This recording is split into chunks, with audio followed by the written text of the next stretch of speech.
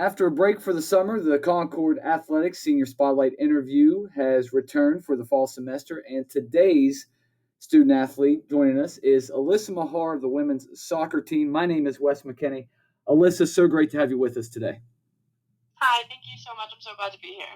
Yes, so like we did in the spring, we always talked about the athlete's journey to Concord, kind of their recruitment process, and how they got here to Southern West Virginia. And I think yours is pretty unique, Alyssa. You come in the fall of 17, but obviously there's already some Concord ties here with your sister Sarah being an assistant coach or head coach Luke Duffy. So just kind of talk about, that relationship with your sister first off, and then kind of maybe how she persuaded you to come to Concord. Yeah, so of course my sister, she was the assistant coach in the 2016 season, and then she worked as a GA. So we went ahead and came and dropped her off to West Virginia for her to take that position. And when I came, Luke went ahead and asked me if I played soccer, and I said yes, and he asked me if I was interested in playing for him right off the bat. And I was initially a little hesitant just because it was a brand new program and I knew nothing about it. And then just as Sarah and Luke developed their relationship, he ended up asking her more about me as a player.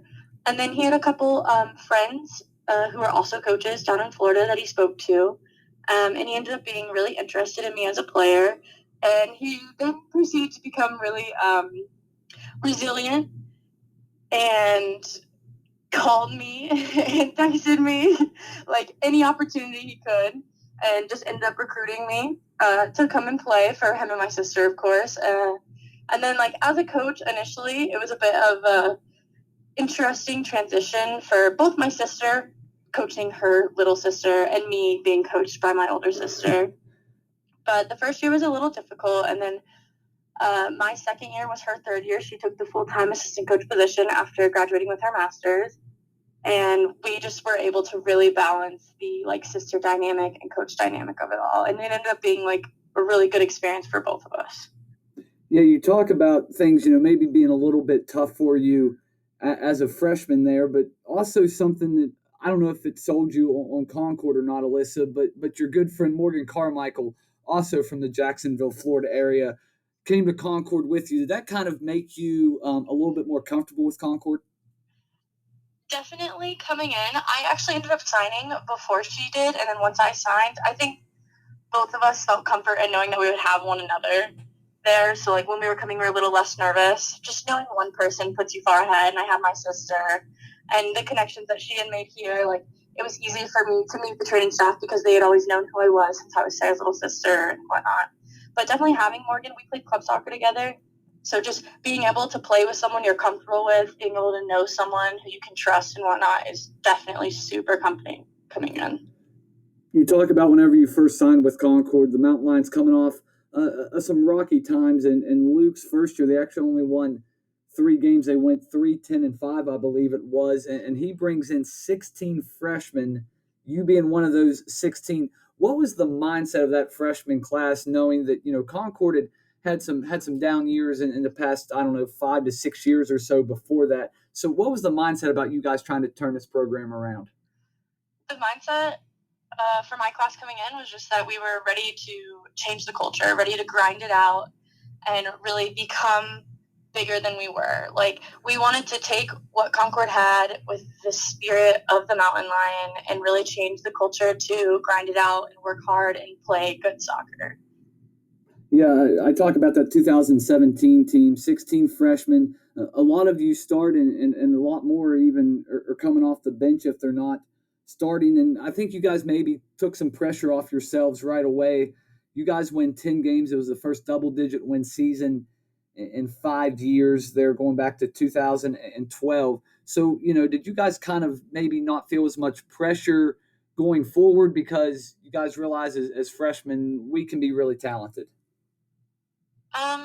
Coming in, I knew that the class coming in was definitely going to be super talented, but even with the first 2-digit win since years before, I think we all wanted to do better, win more. We knew with the talent we had, we could do better and become a stronger team. So, you say we took the pressure off, but I think we raised the bar, but after freshman year, we were ready to raise it even higher. Yeah, and Alyssa, that brings me to the next thing here. This 2018 season, I'll kind of go game by game here. You guys start off really well there in the fall of 2018. You guys hit a rough patch about the end of September, but I think it's on the last week of September. You guys go to Charleston and you beat them 1-0 in a game that went to double overtime. Was that maybe a little bit of a turning point in the season? Because I think you guys had lost like 2 of 3 or maybe 2 straight games there before that Charleston game, and then I think you guys rip off like 6 of your next games or wins with a tie included.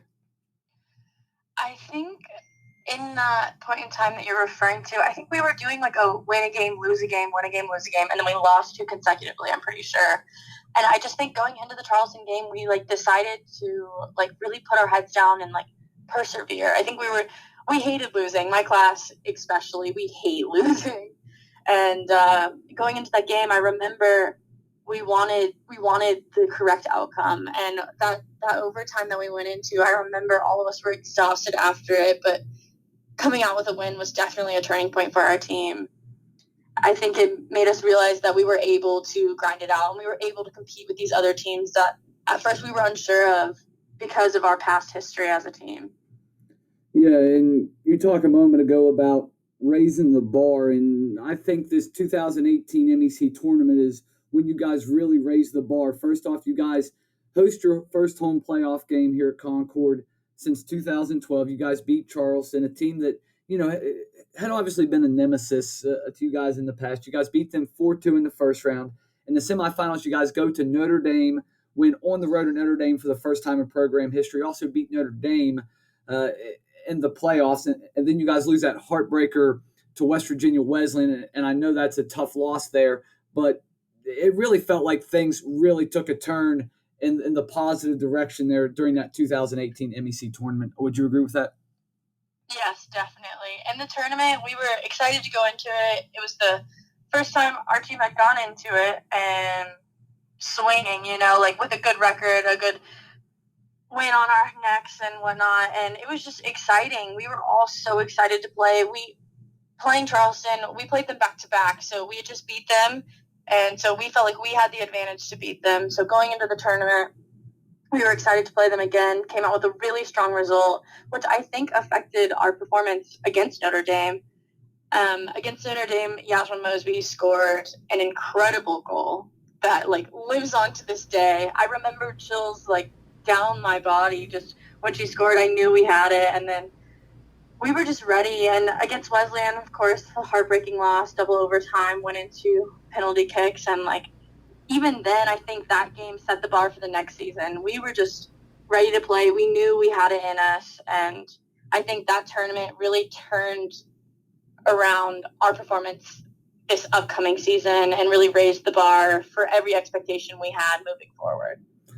So we've covered your first couple of years here at Concord. Now, I want to talk about kind of off the field and building up to the 2019 season. I mean, you guys have had all this success. You guys have won 22 games in your first 2 years at Concord. So what was, I don't want to say the mindset, but just kind of take me inside, the transition from, or the point in time, I should say, from November 2018 until you guys get back on campus here in August 2019. Kind of what was the communication like? What was the message like?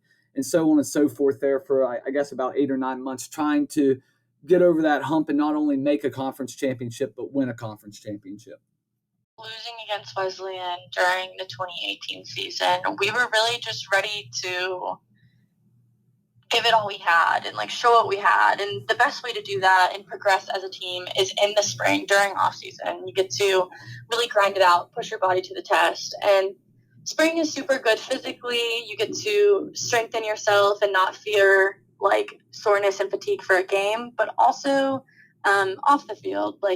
As a team, we got so much closer during the 2019, I guess, spring season right there. And I think that our closeness as a team from that spring and all the work that we put in together really showed in our 2019 season together in the fall. Yeah, and you guys really just went on a tear there to start the 2019 season last fall, and then after losing to Wesleyan, you guys win 13 straight games in a row on your way to a conference championship. But Alyssa, something that I meant to write down and I didn't was just the offensive firepower and the defensive tenacity you guys had. I mean, it just wasn't one or two or three people that could beat you. It was like eight or nine people. Is that really what made you guys dangerous? I mean, even you as a defender, you have 8 assists from the back. So I mean, that just shows you how potent you guys was. I mean, was it your guys' depth that really made you a force? 100% going into that season, like we knew we had the depth, we knew we had the players, but I think like it's important to remember that like a team includes not just the 11 on the field, but also the people you have on the bench. And I think during our 2019 season, we had depth on the bench, but we also had like strong encouragers, team players, and all 11 of us knew that we had to grind it out, but so did the girls who weren't exactly getting all of the minutes. And it's important to recognize absolutely everyone because like a team doesn't come from just those 11. I do think the 11 on the field, though, were ready to like not just have one spot. Like we were all ready to grind it out. We were all ready to do whatever it took. And you said me as a defender having 8 assists, like I was ready to defend an entire game, but I was also ready to contribute as much as I possibly could. And I think every player had that mindset because like our attackers were still defending. Like everyone was just ready to work it out as a team, and I think that's what really led to our success.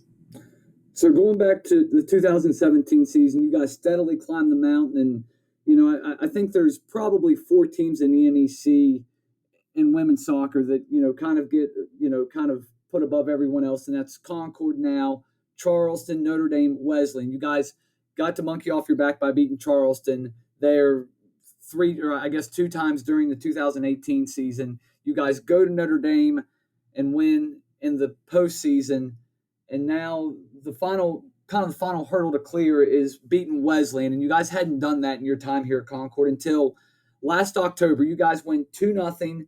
You assist on both of the goals. Was that kind of like a refreshing thing to know? Hey, we finally knocked off a team that we've been aiming to knock off, and now we can really focus on the big goal at hand here, which is win a conference championship. Absolutely. I think going into that game, Wesleyan being our only loss, Wesleyan being one of the only teams we had never beat, like I think we all were so ready to do whatever it took. And like me personally going into that game, like I knew I was willing to give it absolutely everything I had. I did not want to come out with a loss. I didn't want my team to come out with a loss. And I think going into that game, the mindset and the energy that we had was what got us through. And we were just ready to give them all we had. Final 2 things for you here, Alyssa. Let's obviously talk about this MEC tournament run. Notre Dame, a team that, anytime you play Notre Dame, it's going to be a blue collar effort from them. I mean, it's going to be a one, maybe a 2-goal game. And you guys fortunate to beat them in double overtime during the regular season. You beat them 2-0 on 2 incredible goals off set pieces in the MEC semifinals. And then against Fairmont, Mosby with another incredible goal for the game winner. You guys put the cherry on top with the goal with about 10 minutes left to go in that one. Just take me through that that 4 or 5 day stretch right there. Obviously, the couple days before the MEC tournament, and then the 2 games that go Friday and then again 48 hours later on a Sunday. Right. So going into the game, I mean, we're deep into the season. Like we know everyone's fatigued, we know everyone's tired, but it comes down to like mental capacity, like the strength of everyone mentally. And I think we wanted to win a tournament. That was a goal we set. We wanted to go into the NCAA tournament. And so as a team, like we came together and we all had the same drive and the same grind that we were willing to put in to the games. And playing that first game, we were confident. But when we went into the game with Fairmont, we were all just ready to grind it out. We wanted to win. Like, I don't know. And we had set like a standard throughout the season as well. Like, we weren't ready to lose. We weren't ready to be done. We wanted to go as far as possible for as long as possible. Last thing here, let's talk about the bond of this senior class, Alyssa. I mentioned it, 16 freshmen come in. Morgan graduates early, last December, but 11 of you are here for the entire 4 years. So just, off the field, on the field, what's the bond of this group of seniors like? I mean, starting from day one, like, we have been the closest class to come through Concord for the 4 years.